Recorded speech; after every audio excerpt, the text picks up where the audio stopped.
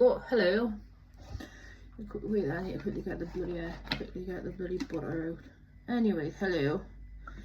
It is now a day and a half after seeing Tate at the Stadium of Light. Oh my god, what a night that was. What a night that was, honestly. Holy fucking shit. So I went on Tuesday last week. This week, sorry, not last week. Tuesday this week. And oh my god, I had the best time, honestly. It was my first ever stadium gig that I've ever been to in my life. Like on my own, I mean.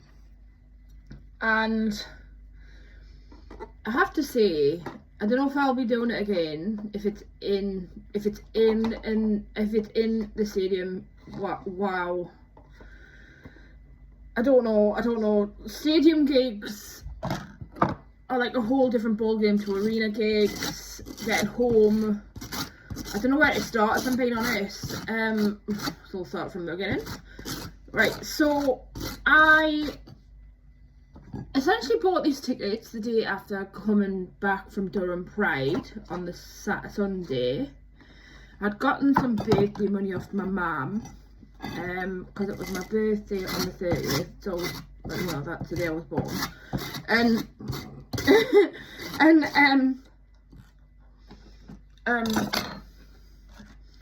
basically I was like, okay, I'll research some good tickets to go see Take That, right?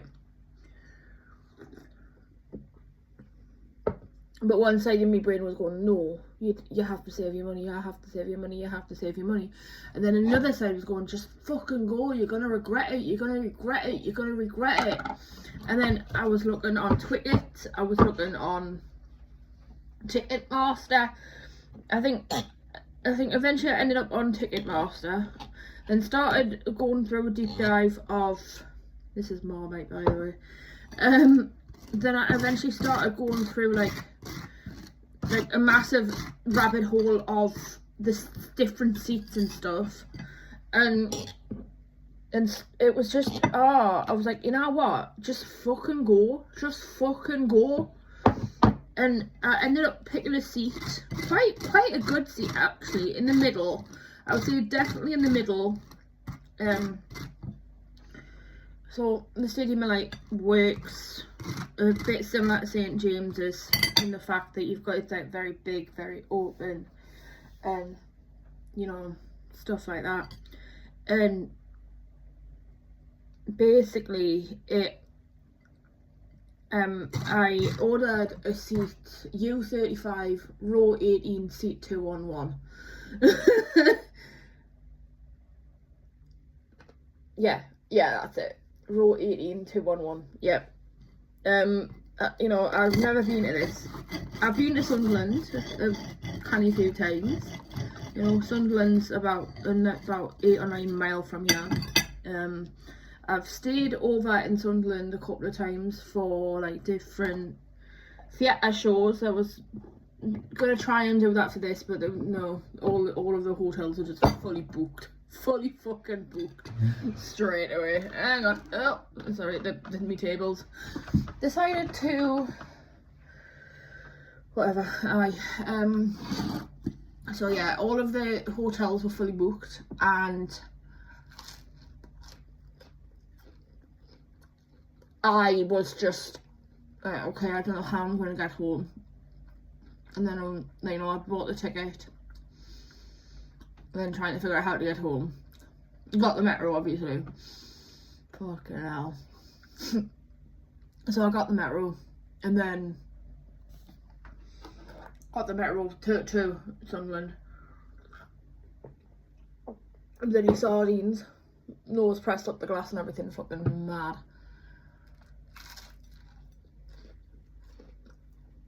I don't think I've been on a busier metro before in my life. Madness, utter madness.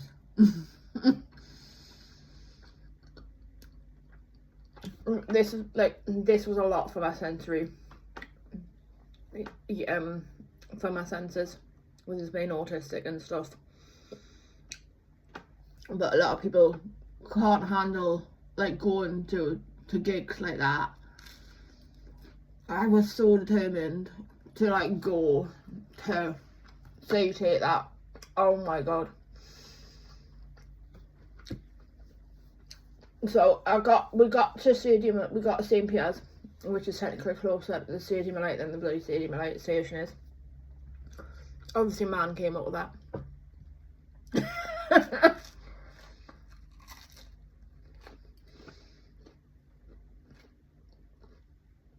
Because the way Sunderland is, because you've got, I'm trying to work it out, because you've got the River Wear, you've got St. Peter Station there, you've got Monk Weir Mouth Bridge there, and you've got, there's like a little bridge thing there, and then sort of like Stadium of Light is sort of like over there. This is how I'm picturing it in my head. It's probably making no sense whatsoever. And then the Stadium of Light is big, very big. So St. James's actually, bloody hell. I don't know what is actually bigger, like, because like every time I've been to St. James's Park, I've always been with my brother Tom, and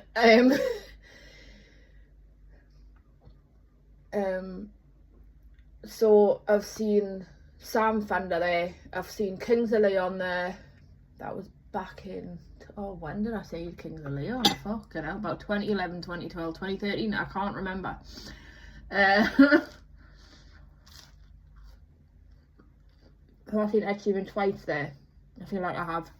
I don't know, I can't remember. This was my first time going to Sunderland. Yeah, we got to Sunderland, the Stadium of Light. It was pissing down, and I had this like flowery cool thing on, trousers that was just kept us warm, but I had a denim jacket on, didn't I? Fucking hell, worst thing ever. And then it was just like madness, utter madness, trying to just like, we were waiting in the queue for about an hour. For about an hour at least, waiting to just get in. I've got photos of it. There must have been about 10 to 20,000 people waiting at least. How I got through this, I have no idea. Well, yesterday I didn't do it. I did fuck all. That's how. When I'm always having like a big gig day, I know fine well that the next day I'm fucked. But yeah.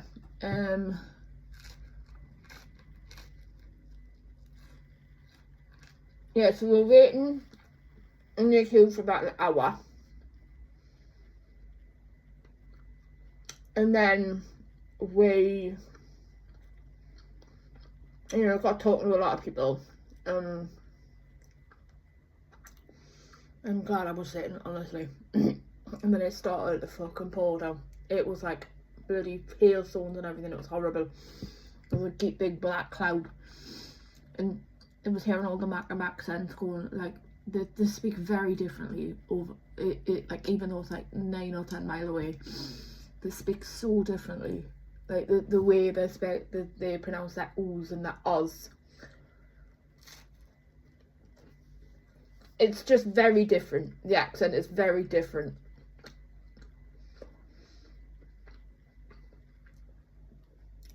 And that to me fascinates me. Every time I'm in Sunderland, if I hear a Macam accent, my brain automatically just starts smiling at myself, because I'm like, because it's like, because for me, it's the difference in the accents make me laugh so much.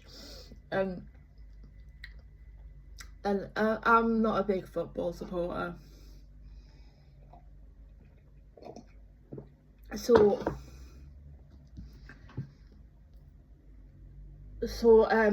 yeah, I'm not a big football supporter, so like I don't really feel bad at the fact that I went to see a band that I've loved since they came back in 2006. Or was it 2007? Whenever it was. 2006, 2007 when they came out with Patience. I was very, very, very intrigued by them. And then my mum like had to explain the story of Tate. I was about 15, 16. And I was just talking to my mum last night actually about how much I loved oh fucking hell, how much I loved the Circus album. And she said that I had a DVD of the Circus tour and stuff like that. But yeah, we were waiting in the queue. We're going to Welcome to Jess's Brain, where she goes in about 5 different conversations at once. So yeah, we're waiting in the queue. Deluge, horrible rain.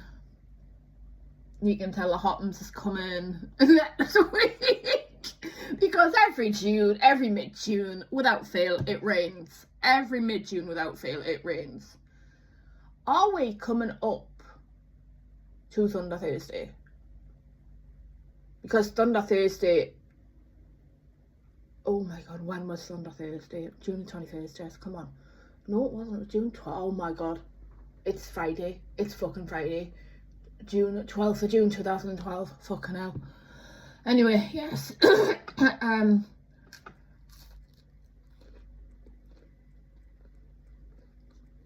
Oh my god. But yeah, you know. So I finally got in.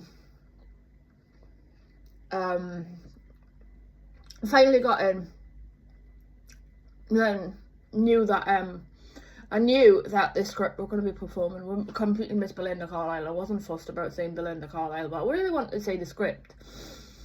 Turns out they did a lot of songs. They've done a lot of songs. I'm a man who can't be moved, man who can't be moved, Break Even, Hall of Fame. Oh god. Hall of Fame. What else have they done? Man Who Can't Be Moved, something. I don't know. They've done quite a lot. They've done quite a few. I'm the man who can't be moved.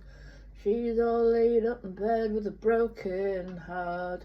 While I'm drinking party in my local bar. And I don't know how we got into this mad situation. Always doing things outright. Just shut up. Shut up. But yeah. Fucking hell. So yeah, the script were really good, but then I was bugging as like, what is the name of the lead singer? And I think my brain keeps on going back to Danny. I think his name's Danny something, but I could be totally wrong there. But yeah. And then we had about a 10-15 no.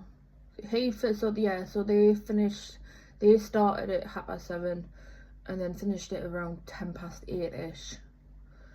And then, so the support acts were fucking mint.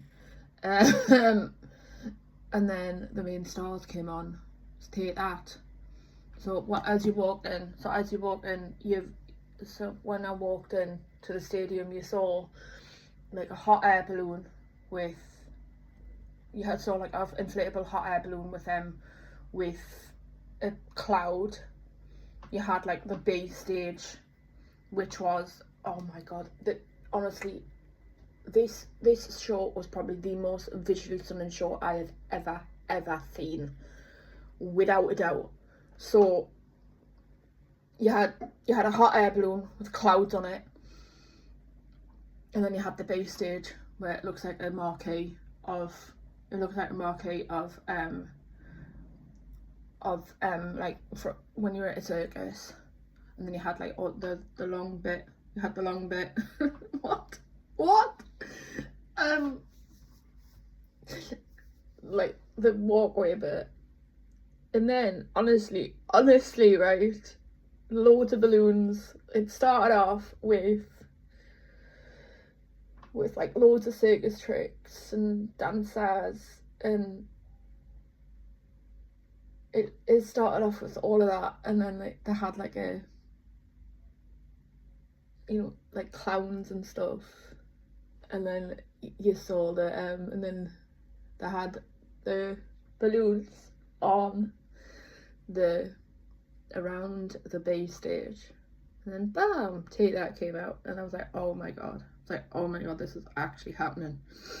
Like, you know, and then they start singing, today this could be the greatest day of our lives, you know, like, and then they start singing, and then just from then on, it was like they had the blue sky, the skies opened, and it was like blue sky, like I'm not even kidding, it was like blue skies and everything like that, and oh my god, just fantastic. And then for about 2 hours,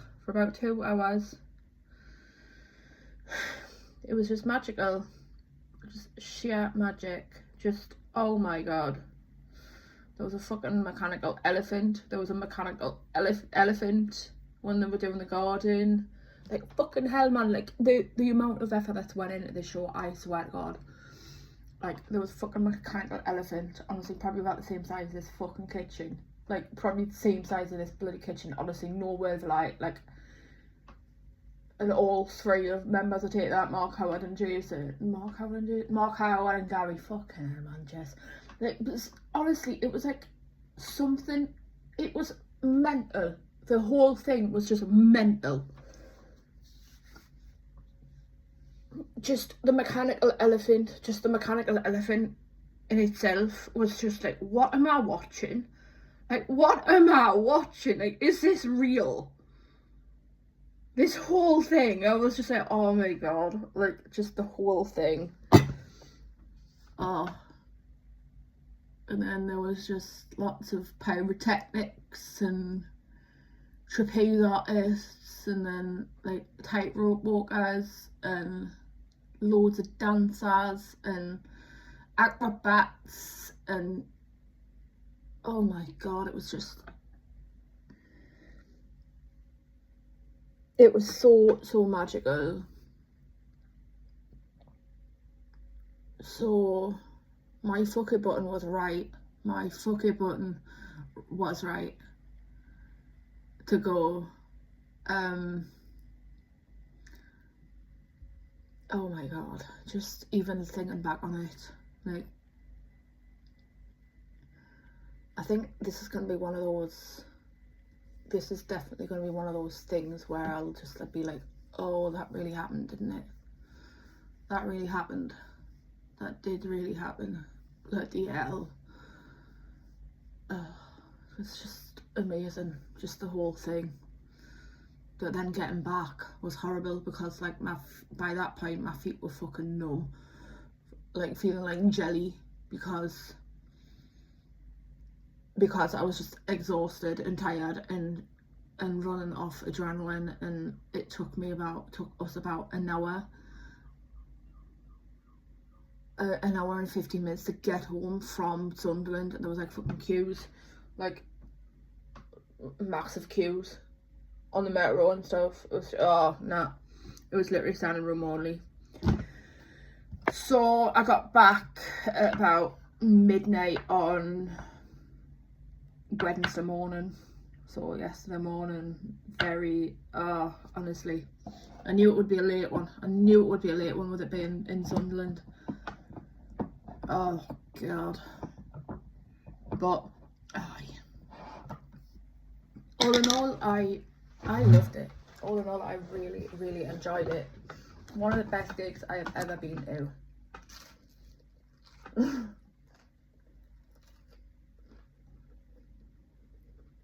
Without a doubt. honestly, and it wasn't even bad for like the cost. Like, it was £70 from where I was sat.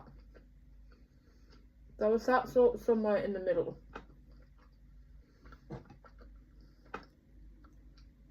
I'm glad I wasn't really high up, because that would have made us feel a bit sick.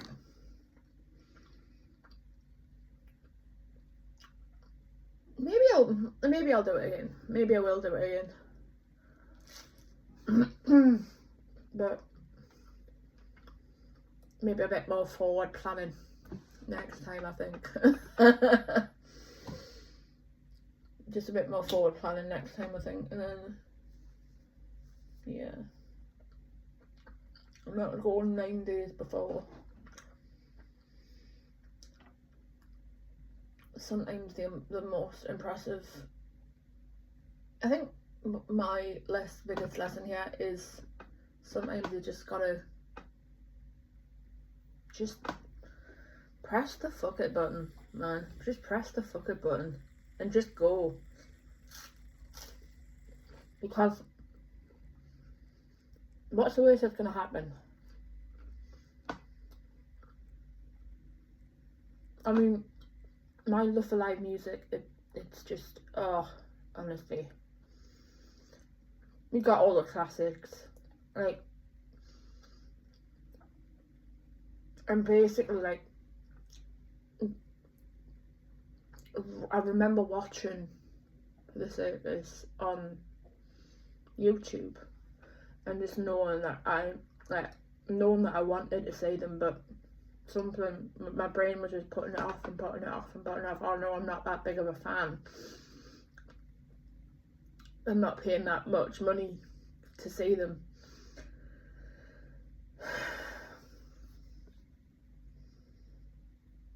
You're a fan, Jess. You're a fan of Take That. You're in your mid-30s, it doesn't matter. It doesn't matter.